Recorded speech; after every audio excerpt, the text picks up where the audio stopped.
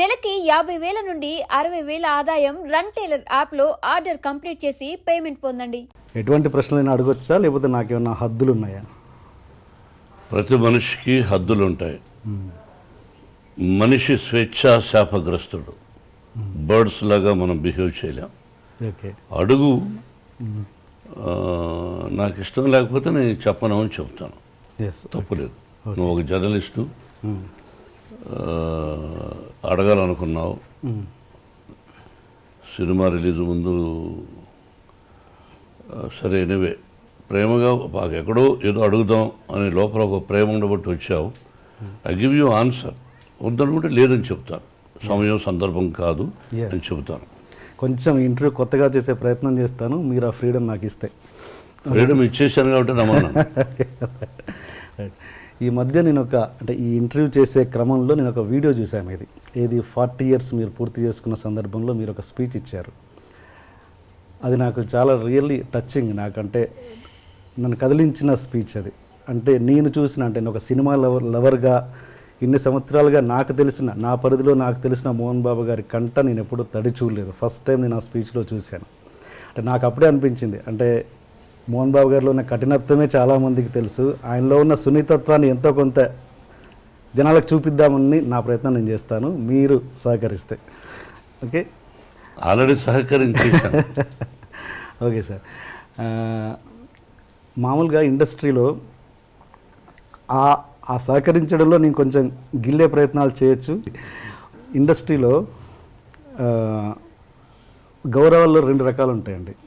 ఒకటి అబ్బో మహానుభావుడు అని భక్తితో ఇచ్చే గౌరవం, ఇంకొకటి అబ్బో వీటితో మనకెందుకులే అని భయంతో ఇచ్చే గౌరవం. ఇండస్ట్రీ మీకు ఎలాంటి గౌరవాన్ని ఇస్తుంది? మోహన్ బాబు గారికి ఎలాంటి గౌరవం ఇస్తుంది ఇండస్ట్రీ? ఎలా చెప్పగలం బ్రదర్? కనిపించిన వాళ్ళు ప్రేమగాను పలకరిస్తారు, కోపంగా పలకరించరు. ఆ కోపం వెనక ప్రేమగా చాలామంది నవ్వుతూ ఉంటారు. అది విషపు నవ్వా, ప్రేమతో కూడిన నవ్వా అనేది how can we judge as a human being? నేను ఎవరికి చెడు చేయలే, మనసా వాచ చెడు చేయలే. నా సినిమా పరిశ్రమ కళామ తల్లి. నేను నిర్మాతగా నా నటీనటులు నా సినిమాలో చేసేవాళ్ళు ఏమన్నా ఆలస్యంగా వచ్చి కోప్పడ్డాలు జరుగుతాయి. దానికి బ్యాడ్ ప్రాపగండా ఎక్కువ చేశారు.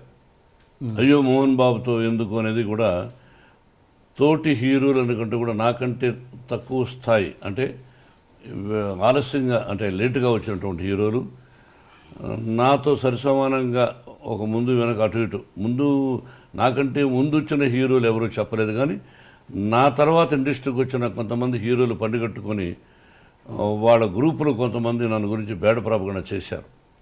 అతని పక్కన హీరోయిన్స్తో, ఓ ఎలా అనేవాళ్ళు, ఆ హీరోయిన్ లేటుగా వచ్చిందనుకో, 9కి రావాల్సిన అమ్మాయి 10:30కి వచ్చిందనుకో, ఆ అమ్మాయి వచ్చేలోపుగా హీరో కానీ నిర్మాత కానీ దర్శకుడు కానీ భయంకరంగా తిట్టుకునేవాడు. ఆ అమ్మాయి వస్తానే ఆ హీరో హాయ్ అని సరదాగా మాట్లాడుకొని ఏమీ తెలియనట్టు 1 గంట 2 గంటల అయిన తర్వాత అవును విషయం ఓకే, నెక్స్ట్ పిక్చర్ ఏంటి అని వీడు అడిగేవాడు.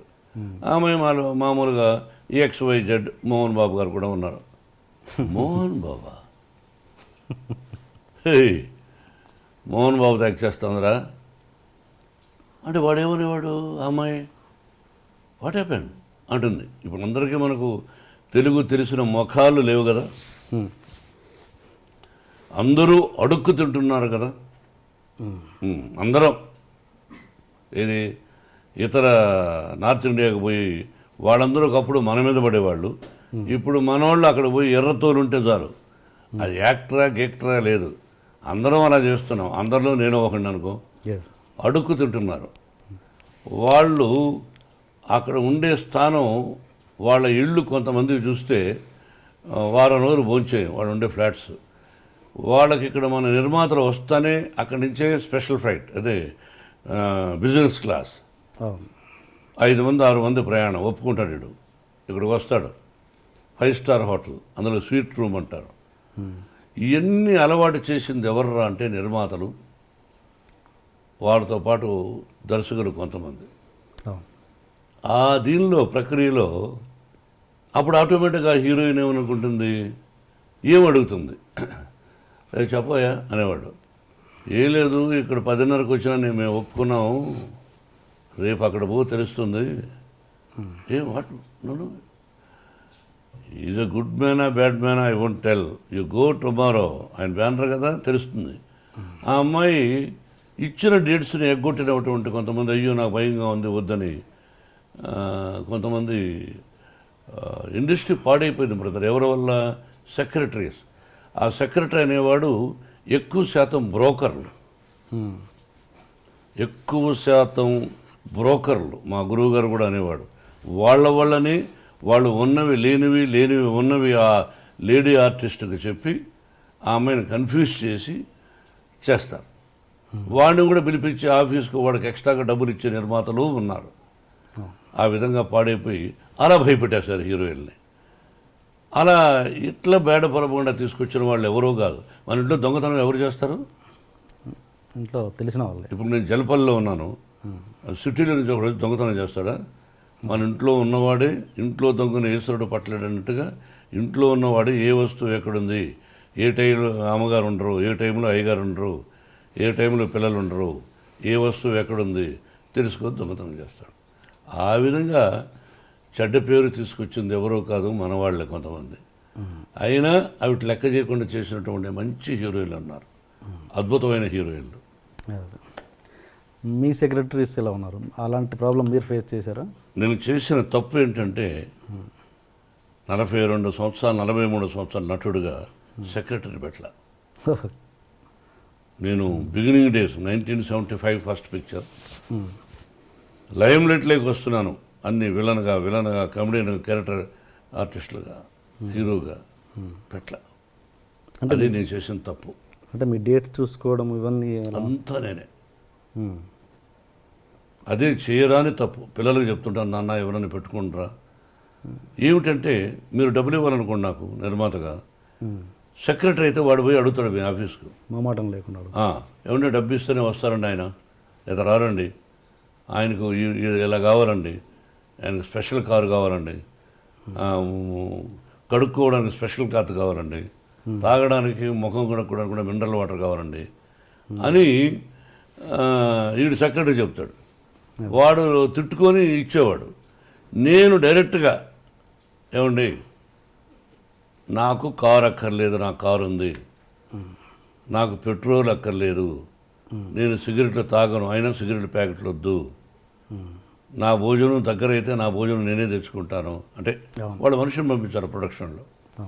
ఎక్స్ట్రాగా ఒక కారు ఇవ్వండి. అది ఎప్పుడు నేను రాజ్యసభ సభ్యుడు అయిన తర్వాత అడిగాను ఆ ఎక్స్ట్రా కారు కూడా, లేకపోతే ఒకటే కారు. మేకప్ వాళ్ళు ఎవరో ఒకరు ఇద్దరు నా దగ్గర ఉంటారు, వెళ్ళేవాళ్ళం. లేకపోతే 2 కార్లు నేను ఎందుకు తీసుకెళ్ళాలి, ఒక కారు నేను పర్సనల్గా ఏదో ఉంటుంది, మేకప్ మ్యాన్ ఉండేవాడు. ఆ తర్వాత మిగతా వాళ్ళకి కాస్ట్యూమర్ అని వీళ్ళందరూ ఉంటూ ఉంటారు. వీళ్ళంతవరకు లోపలైతే నేనే మేకప్ వేసుకెళ్ళేవాడిని ఇంట్లో లోకల్గా. కొద్ది రోజులు స్టూడియోలో వేసుకున్నాం, తర్వాత ఇలాగా. ఓకే, అంటే దాంట్లో కష్టాలు లాభాలు కూడా ఉన్నాయి కదా సార్. అంటే సపోజ్ అదే సెక్రటరీని పెట్టుకుంటే వాళ్ళు మీడియేషన్ చేసేసి రెమ్యునరేషన్లు ఎక్కువ చెప్పేసి అలాంటి ప్రాబ్లమ్స్ కూడా ఉంటాయి కదా. నేనేమీ చేయలేదు బ్రదర్, డైరెక్ట్గా నేనే డబ్బులు అడిగేవాడిని, నేనే డేట్స్ ఇచ్చేవాడిని. అలా జరిగాను. డబ్బులు వాళ్ళు ఇవ్వకపోతే డబ్బులు అడిగేవాడిని, ఏమంటే మీరు డబ్బులు ఇస్తున్నారు ఎందుకు ఇవ్వలేదని. దాంతో వాళ్ళు పోయి ఏంటంటే చాలా రఫ్గా వాడు చెప్పేవాడు, చాలా రఫ్గా అడుగుతున్నాండి డబ్బులు, ఇలా మాట్లాడుతున్నా అండి, డబ్బులు ఇస్తేనే వస్తానంటున్నాడు. అవును, డబ్బులు ఇస్తేనే వస్తాను, డబ్బులు ఇవ్వకపోతే ఎందుకు పని చేయాలి? మీ ఇంట్లో వంట వాడు డబ్బు ఇవ్వకపోతే పని చేస్తాడా? మీ పొలంలో డబ్బు ఇవ్వకపోతే పని చేస్తారా?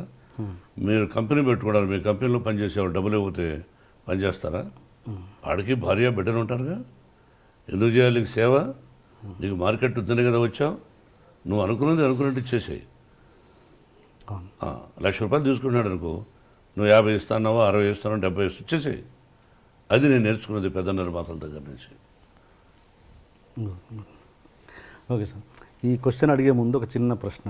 మీరు మామూలుగా వాయిస్ అంటే డైలాగ్ డెలివరీలో ఒక స్పెషలైజేషన్ ఉంది మీకు.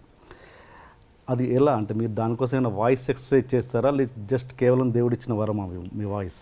నా తల్లిదండ్రుల ఆశీస్సులు, భగవంతుని ఆశీస్సులు, నటుడుగా నన్ను తీర్చిదిద్దినటువంటి మా గురువు దాసనారాయణరావు గారు డైలాగ్ చెప్పే విధానం నేర్పించారు. నేను దాన్ని మాడ్యులేషన్ నా ట్రెండ్కు తగినట్టు ప్రాక్టీస్ చేసుకున్నాను తప్ప దానికోసం ఎక్సర్సైజులు చేశాను, ఇవన్నీ అసత్యాలు. Okay okay